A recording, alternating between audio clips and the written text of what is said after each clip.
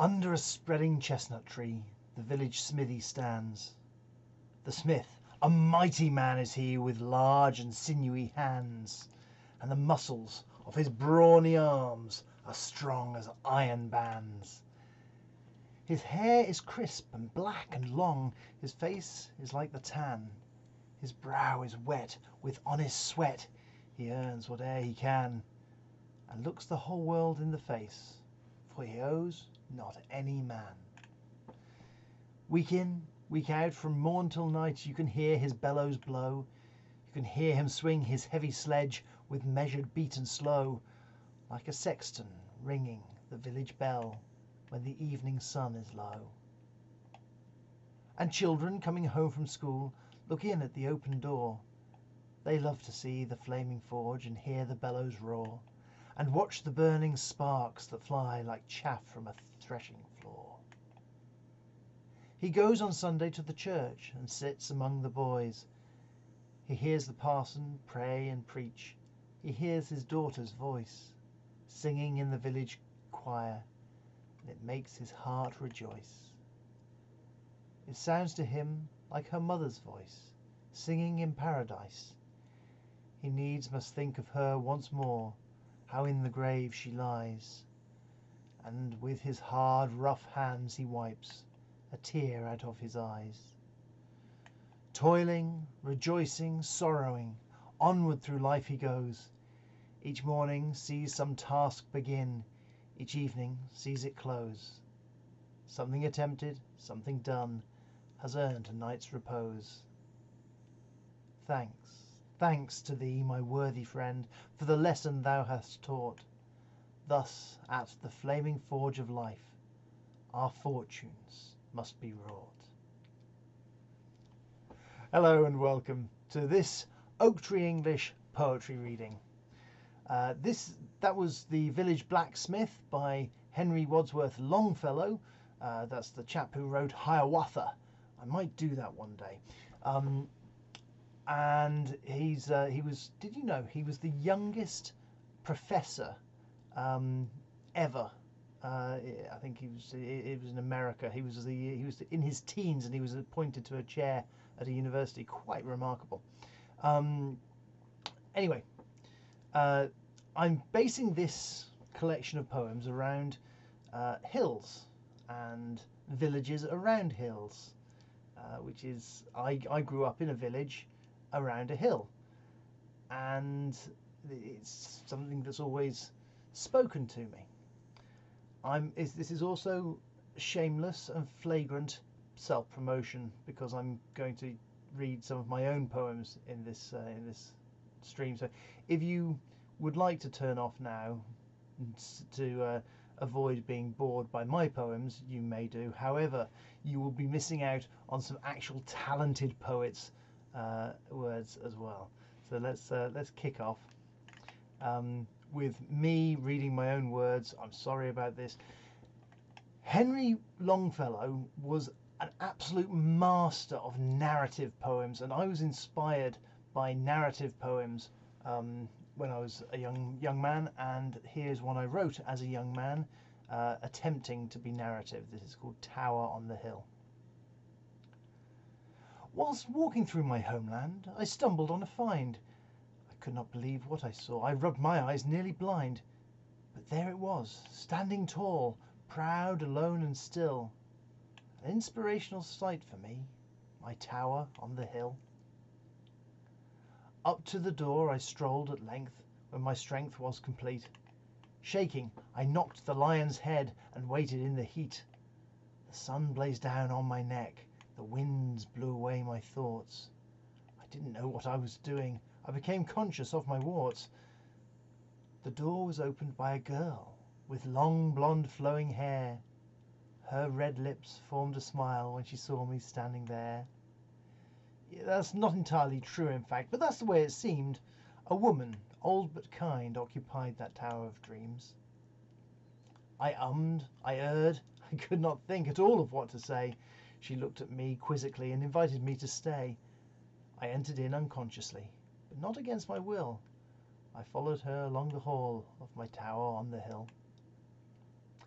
She sat me down in a chair and offered me some tea. I just looked dumbfounded. I only could agree. I don't know what wind blew me there.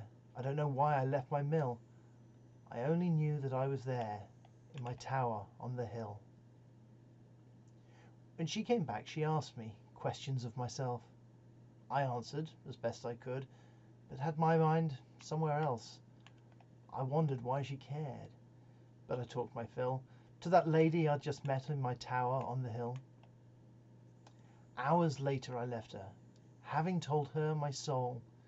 She asked me to return over that grassy knoll. I told her, I swore, in the night air's chill, I'd come back to see her again in my tower on the hill. I never broke my word, because that would be a sin. So the week after my finding, I went in search again. I nearly ran up that slope, that lengthy climb could kill. I crossed the knoll, but could not find that tower on the hill.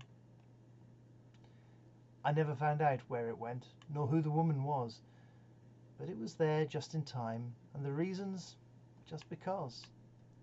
I've walked my homeland over, with a result of nil, but I'll never forget the sight of my tower on the hill. That's actually about a real place. It's about it's an old derelict barn above Comberton, I think. No, Conderton, or possibly Overbury. Up that sort of side of the hill. Beautiful, beautiful place, but there's no tower there, and I think there never has been. This is purely a work of fiction. Something that is not a work of fiction, but is gospel truth, is the Bible. And so we really ought to read a little bit of Bible, because it's so good. Whenever you want to have a one-to-one with God, it's a good idea to turn to Psalm 121. I lift up my eyes to the mountains. Where does my help come from? My help comes from the Lord, the maker of heaven and earth. He will not let your foot slip. He who watches over you will not slumber. Indeed, he who watches over Israel will neither slumber nor sleep. The Lord watches over you. The Lord is your shade at your right hand. The sun will not harm you by day, nor the moon by night. The Lord will keep you from all harm. He will watch over your life. The Lord will watch over your coming and going, both now and forevermore. Now, about 2001, so where are we now? Gosh, nearly 20 years ago. That's terrifying. I wrote another poem about the experience of being up the hill. This time the other side of the hill, but still beautiful. And it's called Heavenly Thoughts.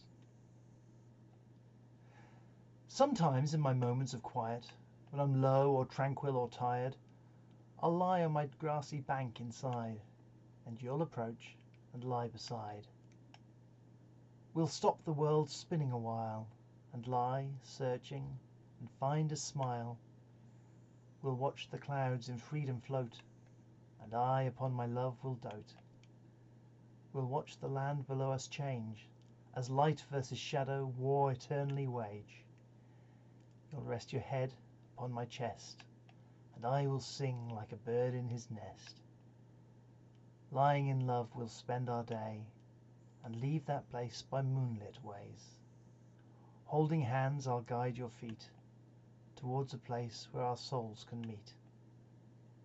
This deserving, slow and restful love completes my dream of heaven above, where I will lie upon my hill, and eternally with you be still.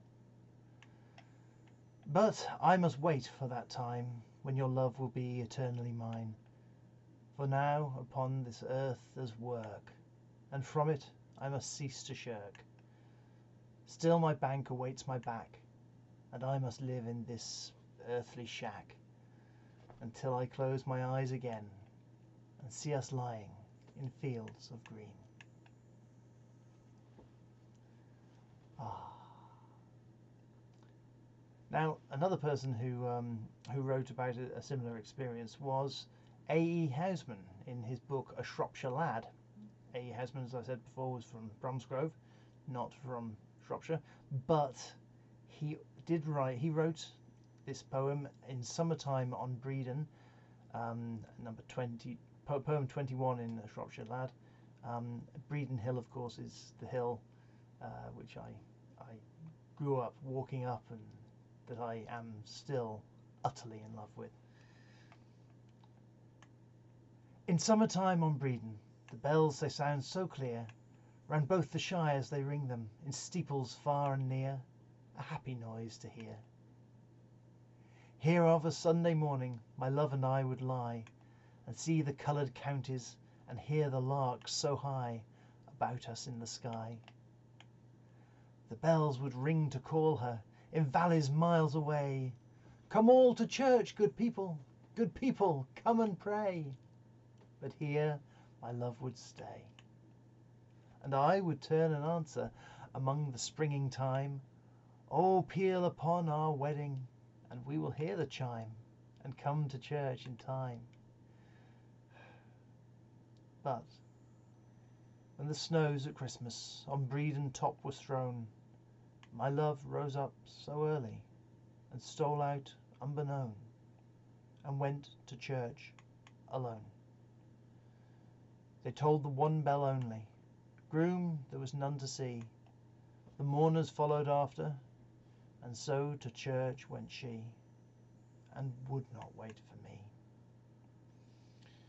The bells they sound on Bredon, and still the steeples hum, come all to church, good people, oh, noisy bells, be dumb.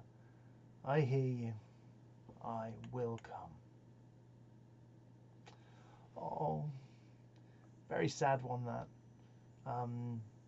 It's sort of about loss of innocence. So let's see if we can regain that innocence. The Wind on the Hill by A.A. Milne.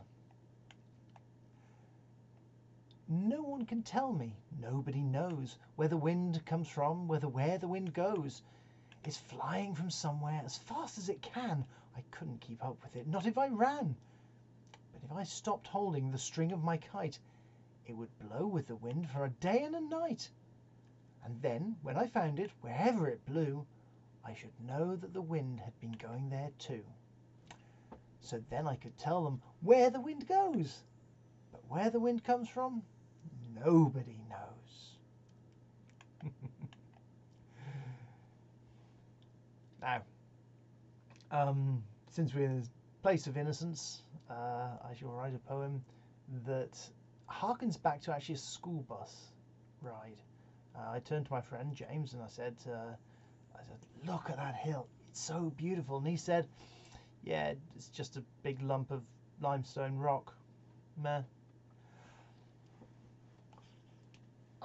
That stuck with me, and therefore years later, when I started writing poems, I wrote View of Bredon. I've read this one before.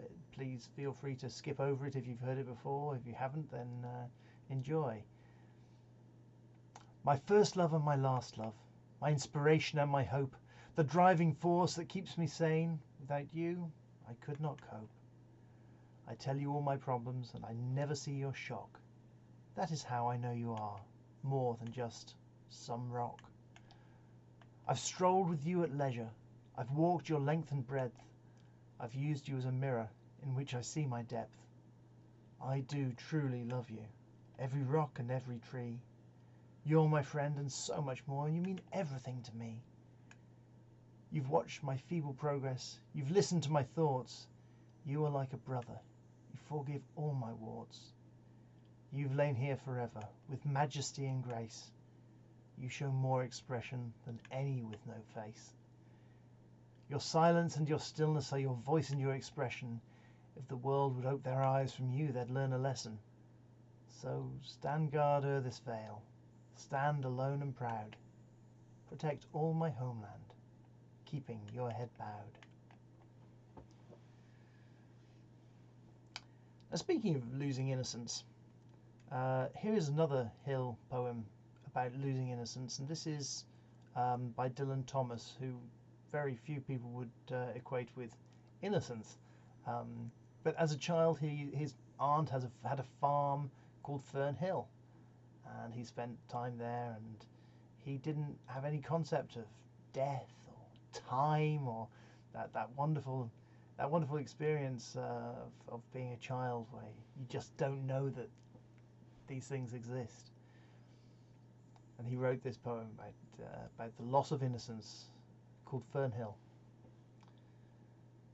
Now, as I was young and easy under the apple boughs, about the lilting house, and happy as the grass was green, the night above the dingle starry, time let me hail and climb, golden in the heydays of his eyes, and honoured among wagons, I was prince of the apple towns. And once below a time, I lordly had the trees and leaves trail with daisies and barley down the rivers of the windfall light. And as I was green and carefree, famous among the barns, about the happy yard, and singing as the farm was home, in the sun that is young once only, time let me play and be golden in the mercy of his means. And green and golden I was huntsman and herdsman, the calves sang to my horn, the foxes on the hills barked clear and cold, and the Sabbath rang slowly in the pebbles of the holy streams. All the sun long it was running, it was lovely, the hay fields high as the house, the tune from the chimneys, it was air and playing lovely and watery, and fire green as grass, and nightly under the simple stars, as I rode to sleep, the owls were bearing the farm away. All the moon long I heard, blessed among stables, the nightjars, flying with the ricks and the horses, flashing into the dark. And then to awake, and the farm like a wanderer white, with the dew come back, the cock on his shoulder, it was all shining, it was Adam and maiden, the sky gathered again, and the sun grew round that very day. So it must have been after the birth of the simple light, in the first spinning place, the spellbound horses walking warm out of the whinnying green stable onto the fields of praise. And honoured among foxes and pheasants by the gay house, under the new-made clouds, and happy as the heart was long, in the sun born over and over, I ran my heedless ways, my wishes raced through the house-high hay, and nothing I cared, at my sky-blue trades, that time allows, in all his tuneful turning, so few and such morning songs, before the children green and golden follow him out of grace. Nothing I cared, in the lamb-white days, that time would take me up to the swallow-thronged loft by the shadow of my hand, in the moon that is always rising, nor that riding to sleep I should hear him fly with the high fields, and wake to the farm forever fled from the childless land. Oh, as I was young and easy, in the mercy of his means, time held me, green and dying, though I sang in my chains like the sea.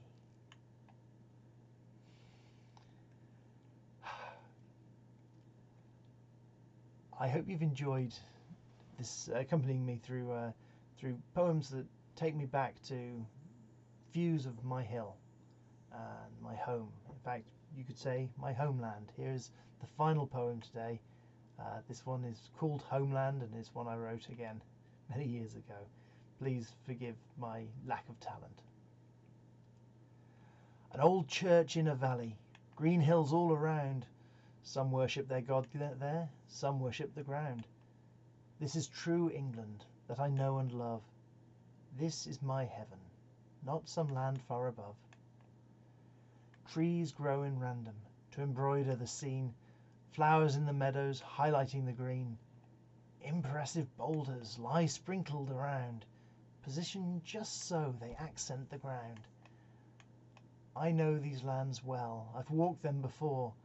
I've spent my life up there, amongst the good and the pure. Sheep in the fields, birds in the sky. Up there I find answers to who, where and why. Here I feel welcome, accepted, at home. This is a place I can comfortably roam. I know it better than I'd ever wished. The only problem is, it doesn't exist. Thank you very much for joining me. I hope you all have a wonderful day. Feel free to like, subscribe, share, etc. And if you didn't enjoy that, then feel free to dislike it. The effect is the same. Thanks for joining me. And now, hey, why not go for a nice long walk? Keeping 2 meters apart, we're still in coronavirus lockdown. God bless.